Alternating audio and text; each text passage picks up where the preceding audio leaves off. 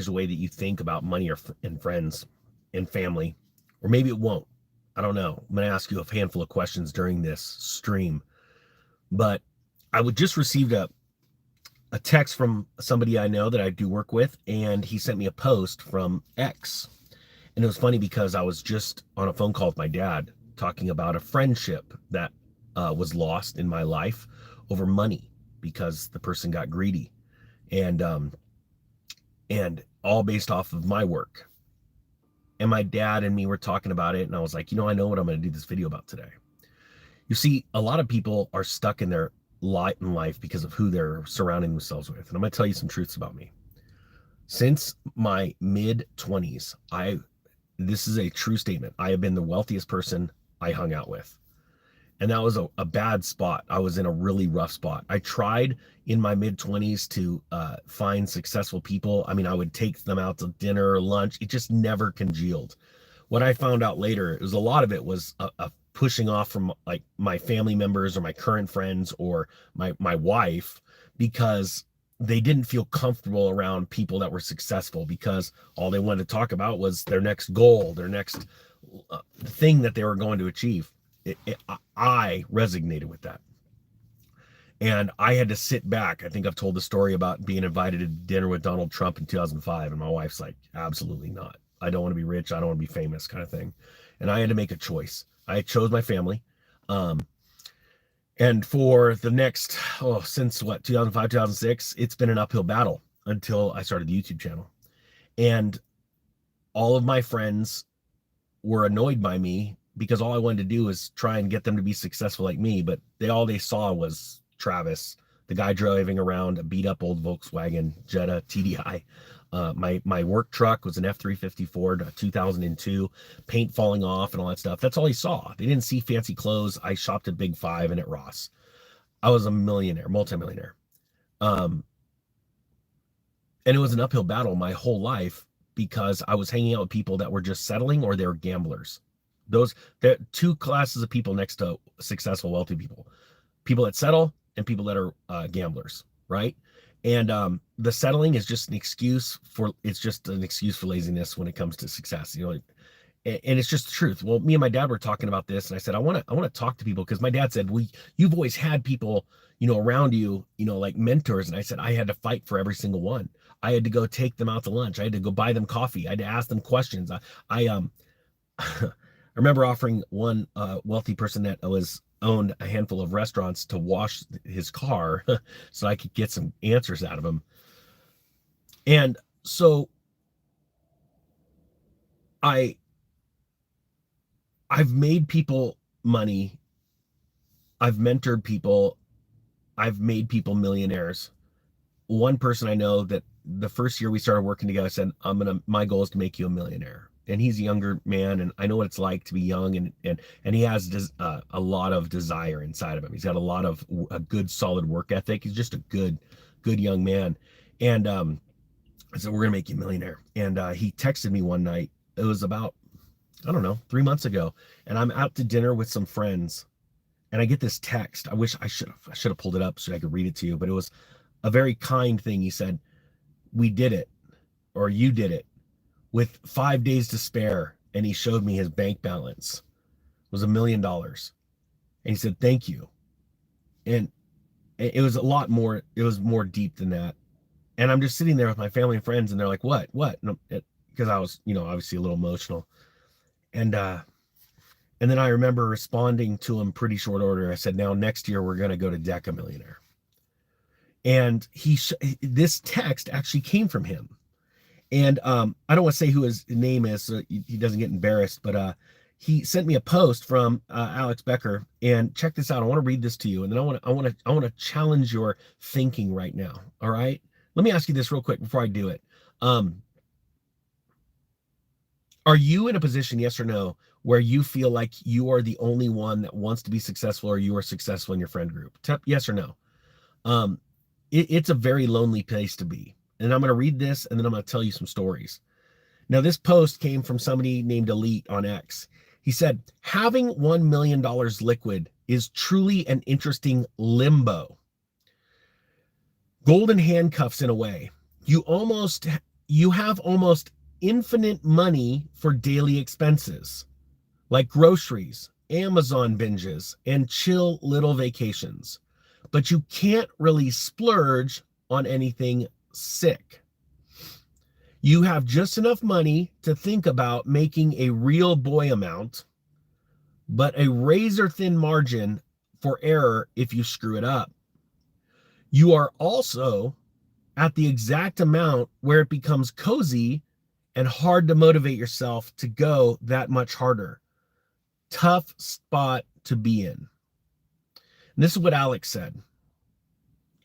So this is why you hang out and make friends with and compete with people that have 20 million as soon as you make 1 million.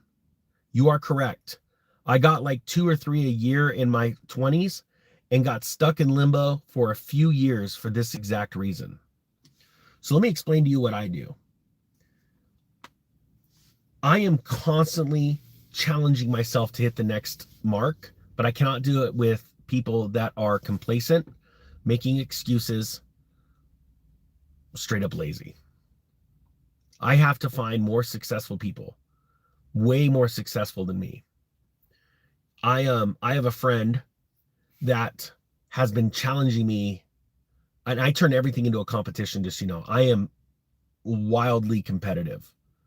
I remember this YouTuber. He's a financial YouTuber. He's, used to be a stockbroker, real fancy, dresses really fancy, amazing heart of gold. But he likes the finer things in life, and I always sort of bust his chops about it. And I'm trying not to say too much. I don't want you guys to know who it is. But he goes, he asked me one day, why are you helping me so much? Because I was helping him build his channel, helping him with all this advice. He already had a good thing going, very successful YouTuber. And I said, well, I want you to be bigger than me. I want you to have more subscribers than me. I want you to be more successful than me. He goes, wow, thank you. Very sincerely. And I'm not joking. This is exactly what I said. I put my head down. And then I'm going to destroy you. And I just said it like that. And I just sat there. And he starts, what? That's right. I'm going to build you up, and then I'm going to wreck you. I'm going to pass you again. He goes, what do you mean? And I'm like, I'm going to help you build up because I need a goal to tear down. So if you go, and you know me, I was joking, but I was also serious. And he goes, you are serious? I'm like, yeah, I'm serious because I've got to find somebody to go compete with. Well, now he calls me laughing. We're very good friends. And he goes, I can't even compete with you. You're obviously not going to compete with me. So I've got to go find someone to compete with. And, I found a couple of people, and one very good friend of mine, he's like, gosh, darn it, you passed me. He goes, and he's already said, I've given up. He goes, I've gotten to where I want to be. And I go, I'm not done yet. I'm not done yet. I'm going to make it to 1 billion. And, I was sitting down with these huge YouTubers. They're huge. They got 4 million, 5 million subscribers. We're all sitting at this table. And you know what they all have in common that I don't? A full team. They have people that they pay every day to splice up their information and put it all over the internet. So they're getting all these followers, right? And when I started, was all I cared about was the views. I was going for the views, right? I wanted to change as many people's lives as possible. So I need more views. And they would go, why don't you have a team? And I said, my goal was to get to, and to be able to prove to every human in the world that any one of us can do this, was that I was going to use a cell phone and just me to get to 1 million subscribers. That's always been my goal, because we all have to have goals, right? Well, the thing is that if you're not around the right people that also have goals, you're going to fail. You're going to utterly fail because you need motivation. Check this out. Type 1 if you've experienced going to a conference of anything where you're around like a motivational type conference and you walk away just going, oh my gosh, I need to go to more of these, because you're just on fire. When you're around hundreds or thousands of other human beings that are excited about life and want to try something big, you can't not experience all of your cells just firing off and going, oh my gosh, this is amazing. I want this, right? Well, it's the same way if you have a successful friend. I've got one friend that took advantage of me, my kindness and my generosity. to the point where I said, look, it was over us paying off a debt. And I said, the debt needs to be paid off. And we had borrowed 150 grand or 140 grand. It went up to almost $1 million. I said, let's pay off the loan. And all my business partners voted me. And I think I've told this story before. And then it started going from 960 to 900, then 800. I said, pay off the loan, pay off the loan, pay off the loan. And I was the one that did all of the investing and did all this, right? Finally, it got down to like 300 grand. I said, I'm done. And I gave them my portion. I said, pay off this loan. I gave them my portion of the company, which was worth just enough to pay off the loan. And they said, we'll pay it off in a couple weeks. Or a couple months. We just want to let it go up a little bit. I said, all right, pay it off. And then 2 months turned into 4 turned into 6. And then finally that money, because of their gambling, it went to, I don't know, I think the max it was worth was like around $2 million. And they finally took my section and they paid it off. And they kept it all. And now they understand why I want nothing to do with them. But the thing is, they're only successful because I built a company, put together a team of people, invested the money, leveraged it right, and we made money. Why would I spend another second with those people? Why wouldn't I spend time with people that would challenge me, challenge the way I think, be excited about life? I know a couple of billionaires, and I was talking with one the other day, and he was telling me the stories of all the hard work. I mean, just backbreaking labor and construction, all the stuff that he did. And he was telling me, I can't wait for you to meet this guy. He's a well-known person. And he goes, he's telling me how he's a blue blood. And I'm like, what's a blue blood? And he's like an old Republican, but he's a blue collar worker. And he still is. I want to say he's like in his 80s and he's still just out there crushing it, doing blue collar work. And this is what I want to be around, people that are successful, that find enjoyment in goal setting and achieving, right? And they want to be around the same type of person, And so I've just gotten to that point, and I'm telling you this as a testimony to where hopefully this is speaking to you guys. I didn't have any mentor. I had to fight for every mentor I had. It wasn't until I started the YouTube channel where they started coming out of the word work, because the megaphone just got bigger. The request, I could send it out over the world, right? I want you to understand that if you want to be very successful, fight for a mentor. Go and find someone that is 10 times more successful than you, and go and make them food. Go and wash their car. Go and nothing comes free. You have to work for it. Nobody's here to bend over backwards to help you. I actually did that, and I was wrong. I should not have made my friends, given them all that financial advice, and even at the fire station, I used to tell them, I actually feel like the energy is leaving my body. And this would sound very cocky to them. I know it would, but it's the truth. And this was years and years and years and years ago, even before I was a YouTuber. I am one of the richest people in the world, and I'm trying to teach you right now how to make money. Would you like to listen? I would actually say something like that. And when they go back to playing video games, okay, we're good. I tried to help, because I was trying to find as many people that would listen, prodigies, students, to learn, and then I would believe that somebody would come and help me. And I even in YouTube, I was begging for help. Not begging, but like, man, I'm trying to help all these. Let me ask you that, guys. Type YEP, YEP. If you remember from the beginning, I was trying to help as many people become YouTubers and help them and nurture it and all this stuff, right? If you remember that, type YEP. Because my thing is, I said in the beginning, I said, look, I can't be big and successful and grow unless I help other people, right?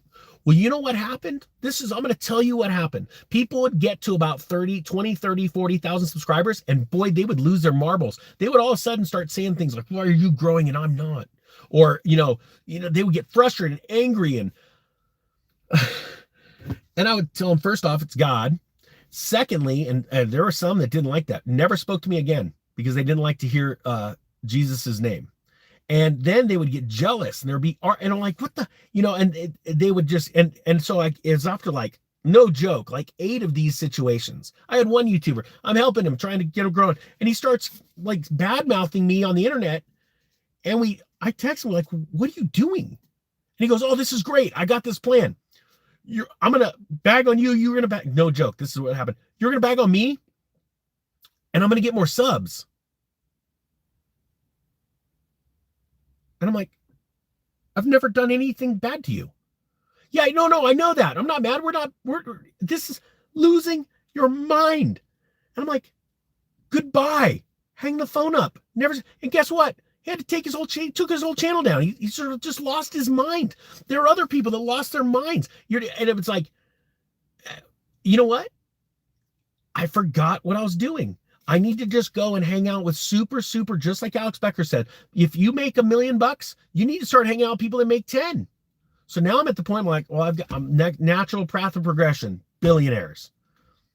And this is what I want to do. You can't help people. And actually, I'm going to admit something. I wasn't rude to, I'm not a fan of Grant Cardone. So you know what I did the other day? You guys, type 10 if you've heard me talk about this, right? I'm not a fan of Grant Cardone. I forced myself to listen to like 4 hours of his content yesterday because when I don't like someone, I listen to their stuff to make sure I'm right. All right. Can everyone say hi to Jay Bravo, please? He is one of the amazing mentors in my life. Maybe someday I can get him on a camera and be serious for a second, which probably won't ever happen. And we'd have to tape his hands to the floor, or sit. He'll have to sit on his hands. But I want to talk about that relationship because that's an interesting dynamic of things we all need to hear, right? Bravo's an amazing guy, just not. Okay. Thanks, Bill. You screwed me up. He always does that at the right time. Okay, so anyway, yeah, crap. Thanks, man. He threw me off. Where was I going with that? No, that's the end of the stream. I hope you guys got something out of this. The Economic Ninja is out. Oh gosh.